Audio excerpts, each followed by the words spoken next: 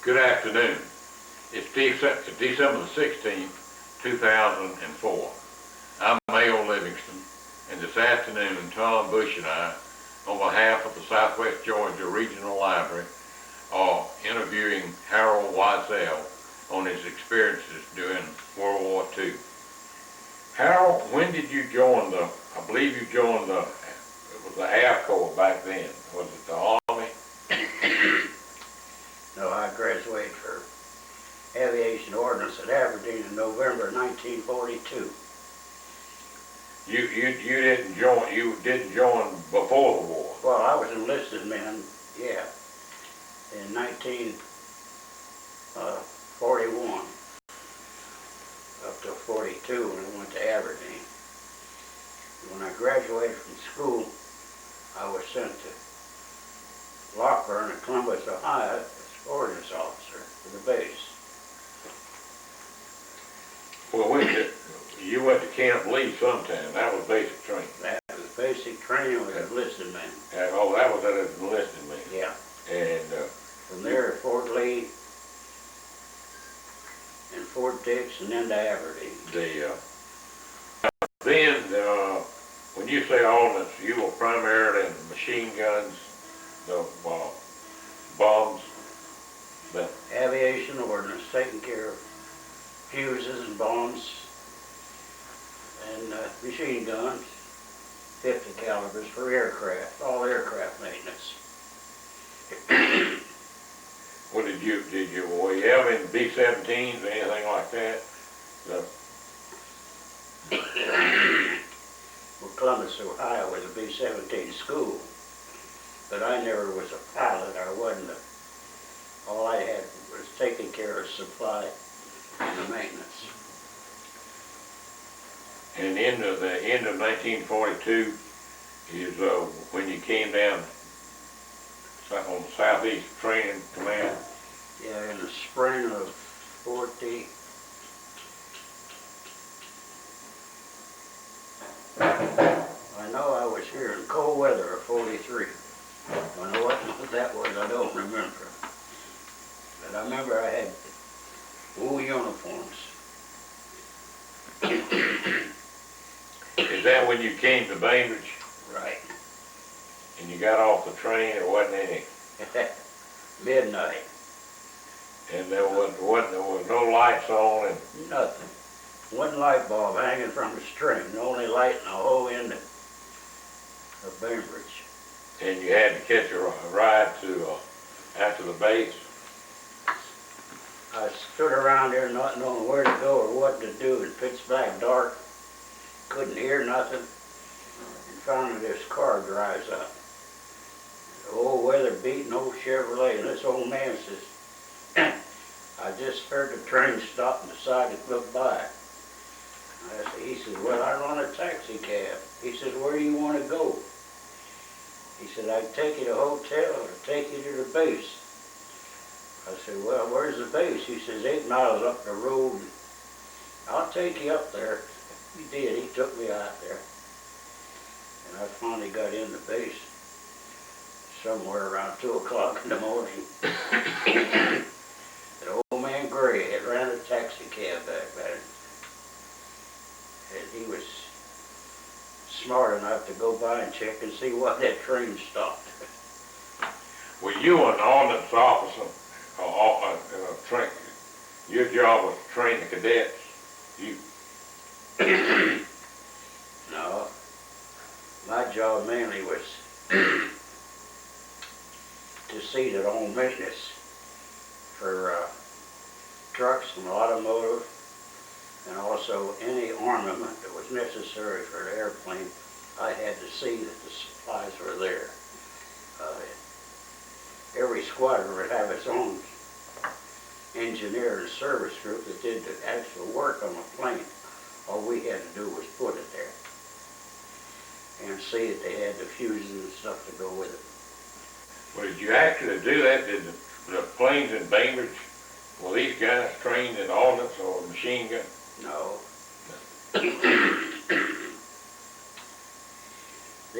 There was no training here except for flight training.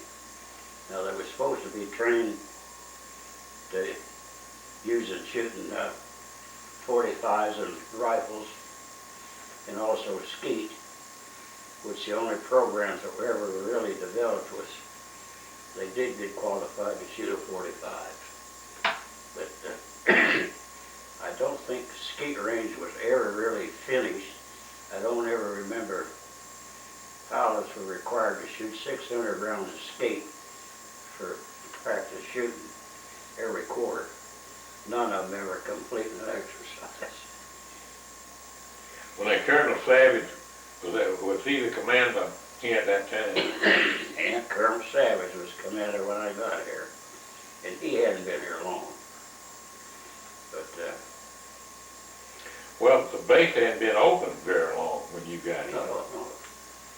There was actually the base had never been finished.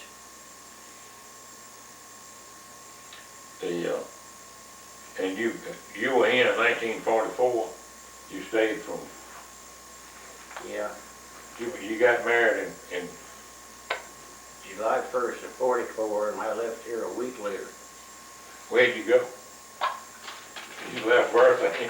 No, I had 16 days leave, and I took a trip to Ohio, and then went to Greensboro, North Carolina, to wait to go overseas. And I sat there for 2 months before I ever got transportation.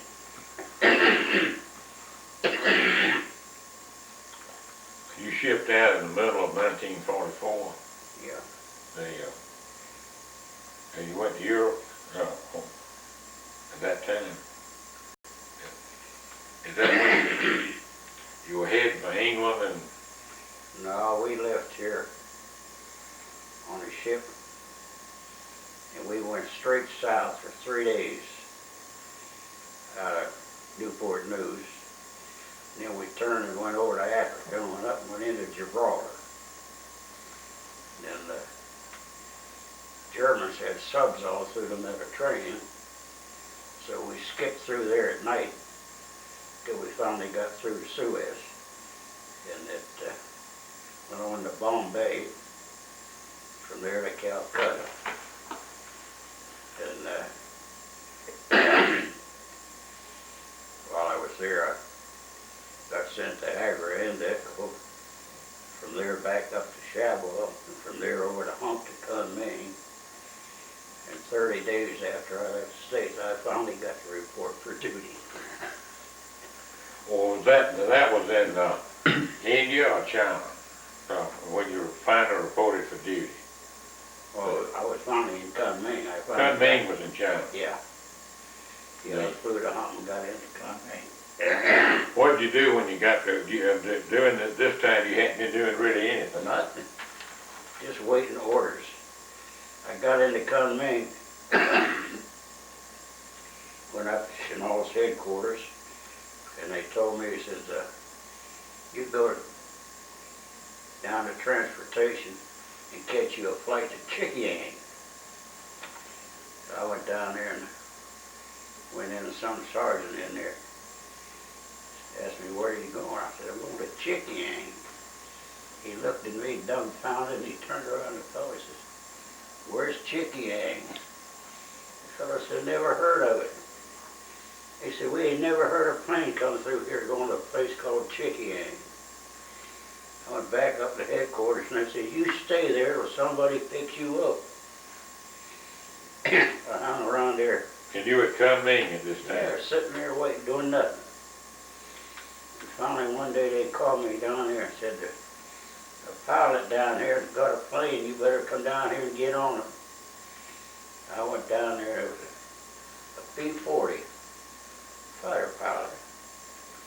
They had taken P-40s over there. They took the fuselage tanks out of them and put a little extra seat in the back, made 2-seaters out of them. He finally said he just had to bring some papers to headquarters. He says, come on, I'll take you to Chuxiong. I finally got there. Got there, I had a Colonel Dunn, 31-year-old colonel, was head of that 5th Fighter Group. He had 4 fighter squadrons, 2 B squadrons, and finally wound up with a squadron of night fighters. I reported up there, man, he cussed me out. Where you been? We've been looking for you. All we got's trouble. See, then that's all run by Kai-shek. 14th Air Force didn't line up any flights or anything. Whatever Kai-shek, he lined up what they wanted the Air Force to do. Then he transferred it to Chenault, and Chenault had the 5th Fighter Group take care of whatever missions he wanted from them. And you see, everything going over there then was Lend-Lease. That all went to China. We had no control over it. If we wanted gasoline, we had to go to Kai-shek to get gasoline.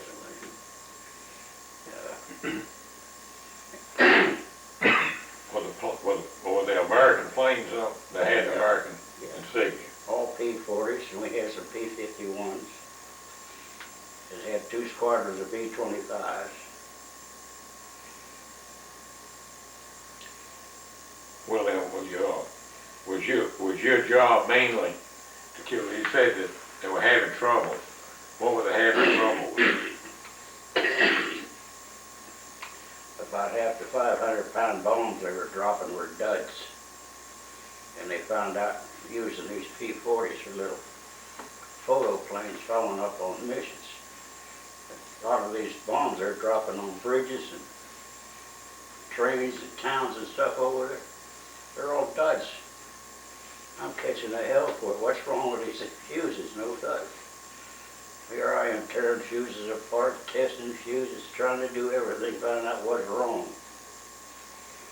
I can't find out nothing wrong. All I'm doing is catching hell from this colonel every day. But these photographs over there by 2 Life magazine correspondents are over there taking pictures. They had the photos. We dug pits and dropped fuses, did everything. Finally one day some sergeant down the line come running up here and says, hey, I found a problem. Went down there and he says, these pilots all been trained in the States and India. And he says, coming from different dialects in China, he says, they don't understand what we're trying to tell them. He says, they're not even arming the switches. And these were Chinese? Yeah. So he took me back here and showed me a plane. They hadn't even armed the switches. They just dropping duds all the time. That's all there was to it. Did you have any American pilots? Oh yeah. He had half American pilots. But then we had problems. You take old P-40 off on takeoff, if they're loaded with 500-pound bombs, or mostly back then we was dropping napalm. First thing they did was hit those switches and drop the bombs right on the runway. Then it was our job to clear them out of there. Well, you'd go out there and have to take fuses out of 500-pound bombs laying out on the runway. You're pretty careful.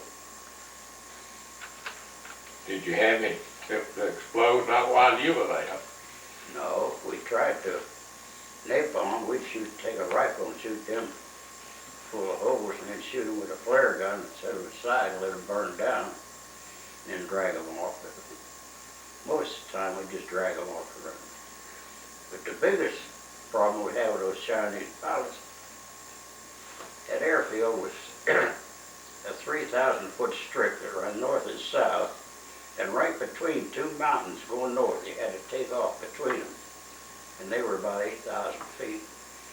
But those Chinese pilots coming back into land, they stick that nose down and coming to the runway, they have a trigger on the switch and here coming 50 caliber spraying the whole runway. We found out they're coming back from a mission. We're gone. Nobody near that runway. Could you ever get anybody to talk to them? Oh yeah. Only get them together and try to explain it all to them. And besides that, we had a few Japanese snipers hanging around. We had shoot a man standing right in the runway in front of the alert shack. Now, you say you were dropping. What were you bombing? I mean, the Japanese were still in the area. The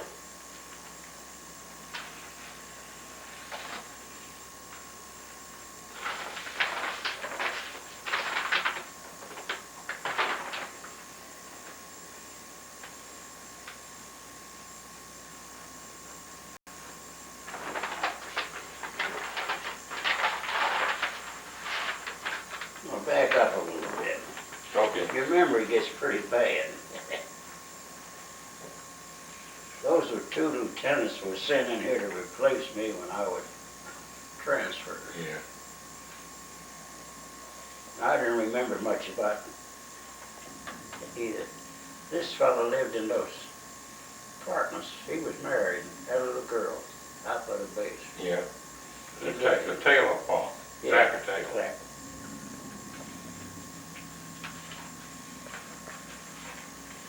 These are all. Hold them up, Mayor. I can get them. Can you get them? Oh, yeah.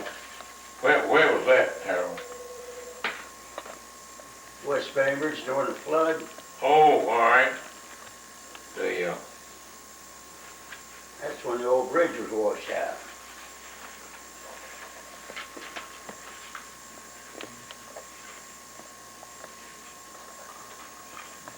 got it. This digital picks them up real good.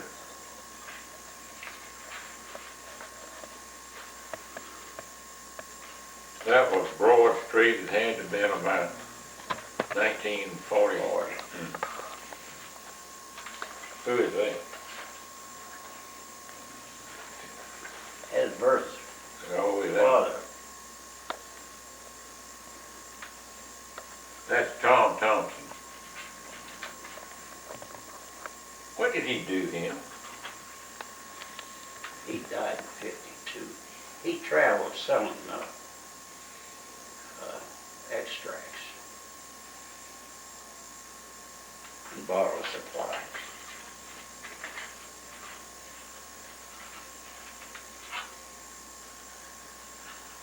That's what you look like in India. Yeah, that's a picture of Harold in India.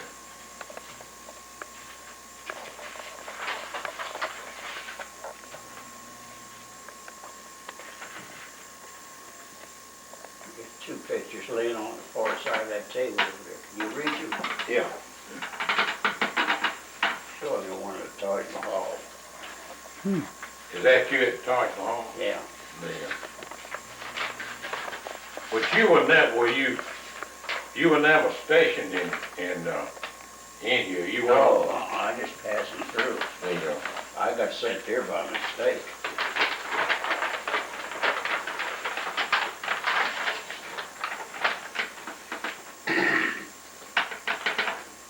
That's for the 4 squadron commanders.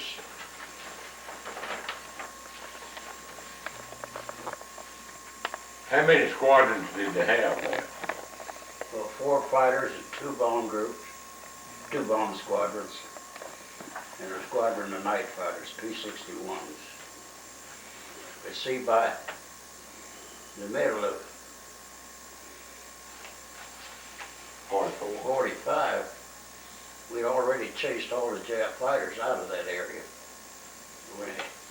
This will tell you the whole story more than I can tell you.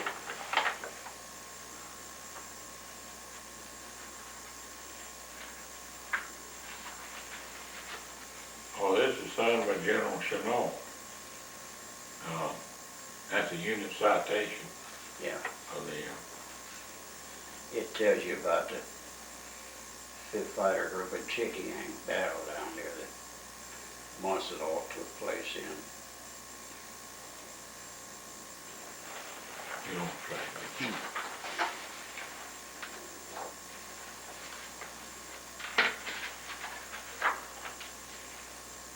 A lot of this, if we could photocopy, would be great to have with the videotape. There is Oh, a veterans organization in India that was here in China Burn CBI. Georgia, The Georgia. And I understand it's It still is active. There still has some members here.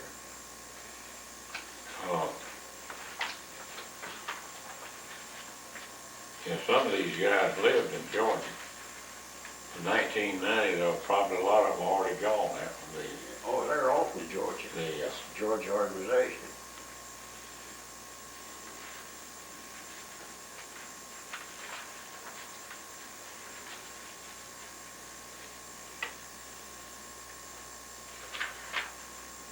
Show you how far behind. Look at the date on that. 7. You were a major. Yeah. What were you, Lieutenant Colonel? Right. 7 January 47. Now, did you go to officer training school then, or officer candidate school, become commissioned? Not, well, yeah. I had been to ordnance school twice. Instead of just a 3-month course, I had a 6-month course here. But, you know how that went. After you graduated the first time, you were a second lieutenant. And if you went back and hung around for another school or two, you got promoted.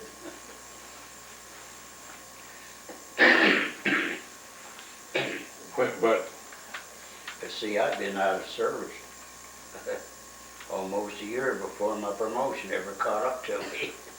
When you were, what were you, a captain when you were in China? Yeah. The,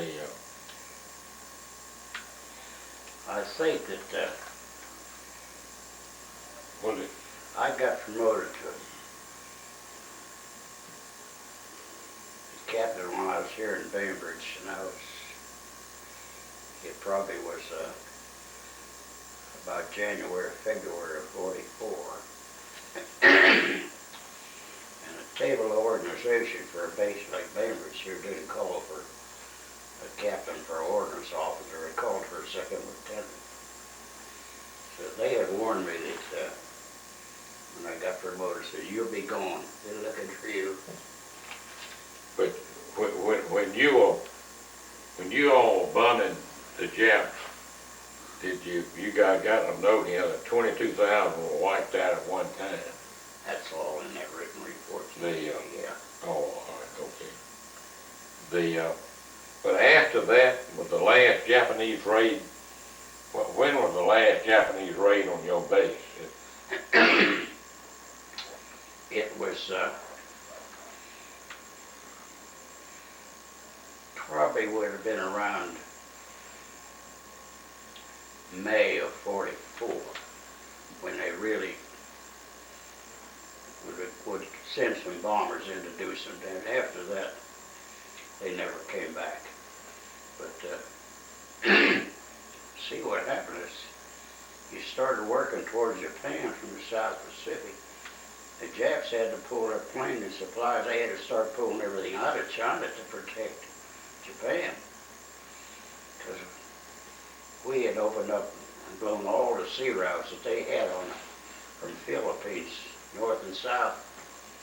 We'd sea sweeps every day out there. They didn't have no shipping going at all. So they were trying to get everything they could back. So they pulled their planes and everything out of China. But you all hit the sea routes too, from China? Oh yeah. Was there any ground action? Oh yeah, you see, the Japs controlled all of eastern China all the way down to Rangoon. They controlled the Burma Road and that whole area. They finally, end of the war, had to start giving it up. When the British and the Chinese finally got enough Army personnel trained down there to take over.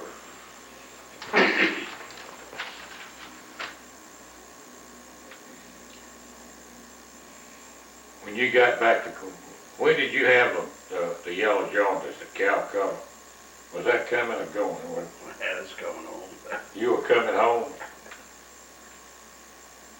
And you went 26 days to New York and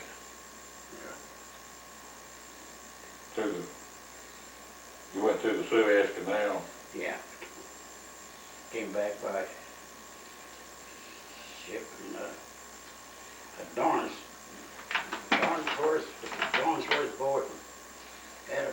remember that family? So what?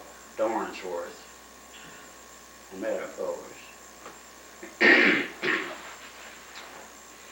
There was a boy was a pilot from there. He knew I was in China.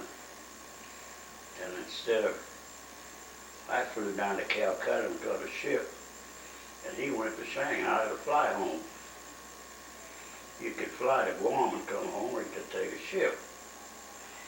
Well, I decided to take the ship. Well, I was 26 days, got to New York, walked off a ship, onto a train, shipped to Camp Gordon. Never even got to see land. But this boy had a post. I can't think of his wife's name. 3 weeks after I got home, she called me up and wanted to know if I knew where her husband was. He had never got back yet. He's still sitting in Guam. So you never knew what to do. Yeah, that yellow jaundice thing, that was a joke. But you came back and you got out of, when you got Camp Gordon, that's when you got out. And your checks came to Bainbridge. Yeah, that's, but,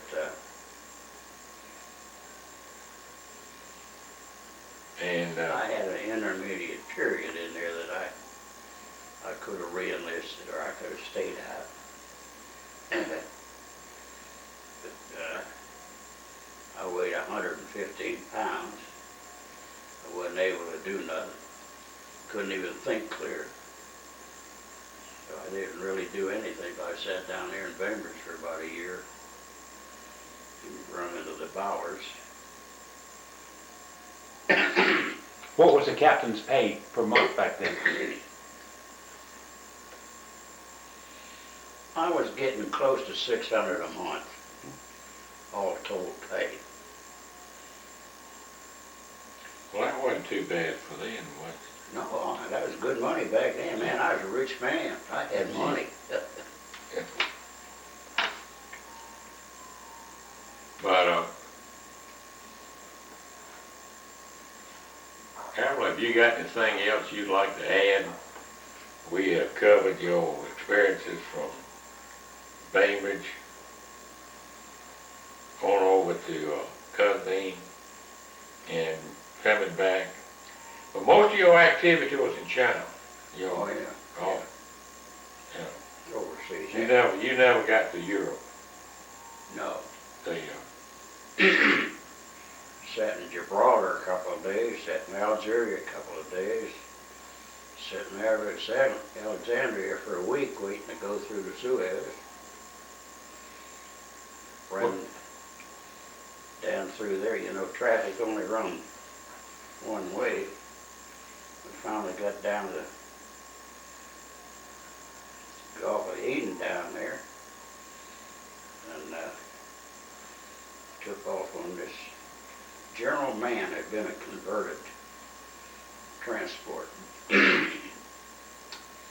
Got down there and the captain started to take off, run for Bombay, and the British sent a battleship down there and sent him back.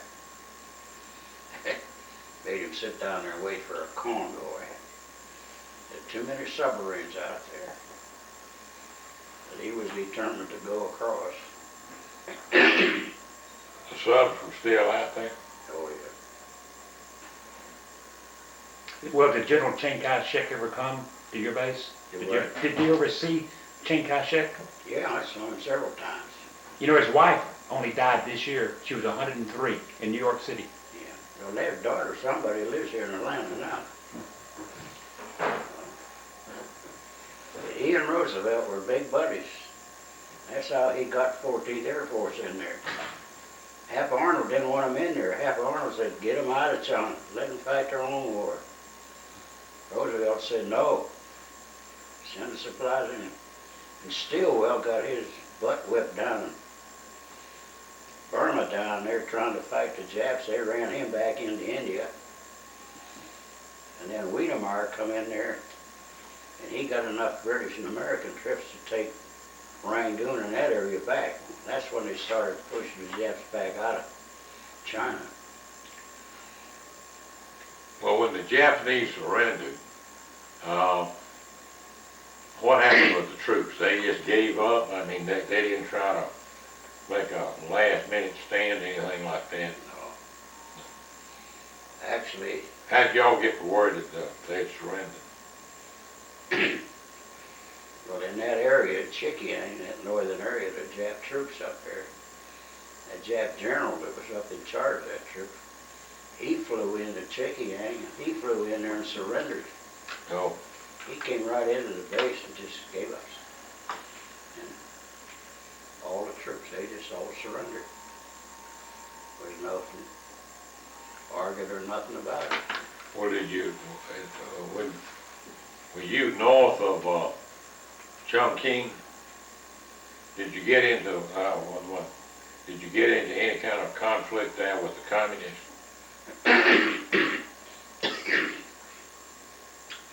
No, except what they told us as soon as that Japanese surrendered and that peace treaty was signed, that's when the communist China, or Mongolians really what they were, started to move south on Kai-shek. Well, he knew what was coming. And he told the Americans and told us, y'all better just get out or get out while you can. We're leaving. And that's when he left and went to Taiwan. Oh, yeah, okay. See, he moved out and took what we call the real Chinese. He took 2 million of them to Taiwan and moved out and let the communists take it over. They took over all our supplies, all our planes, all our trucks, everything. You never got any of those out? Never got anything out of it. Was told not to take anything, just get out and leave. How'd you come out of China? Did you fly out or did you come down the Burma Road?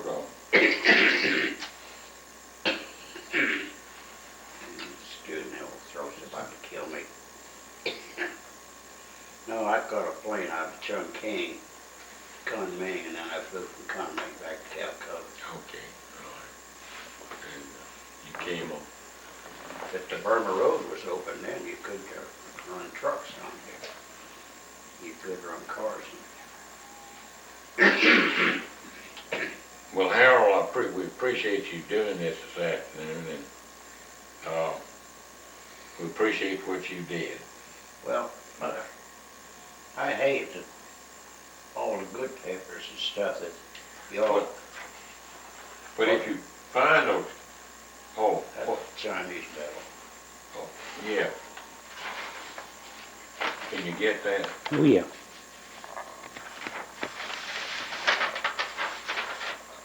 You got it? Harold, thank you again. These were sent out of So, Taiwan, Kai-shek, and then the government out of Peking, they wrote a letter over here and said that these were not China's issues. They weren't warned, and you dare not wear them. there you go. And they told everybody ever goes to China, don't come in there wearing one of these medals. Oh, don't go. The communists, Yeah. they didn't want you. Well, have you ever been, you never did get back? No. But lots of them have. But they go over there and are not really welcome. They call them the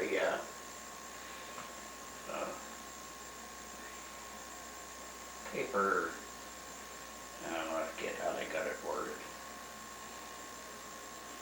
But anyway, as far as the communist government is concerned over there, 14th Air Force was just a paper write-up with no actual battles or nothing been on. They don't, That's the communists. yeah, they don't admit to nothing. They, They just, well, did you lose very many people from, very many Americans in your outfit? Were they killed over there? we lost a few, not a whole lot. We lost, at the time I was there, a good many pilots. We lost a few people. Get killed on the ground, but not many. It never was a safe place to be. You never You didn't travel from the strip even down to headquarters to eat or lunch without being in pairs. You never went alone. You got snipers to snipe at you. It was never a safe place to be.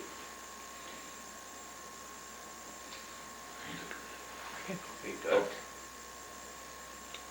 You got anything else you wanna add? nothing right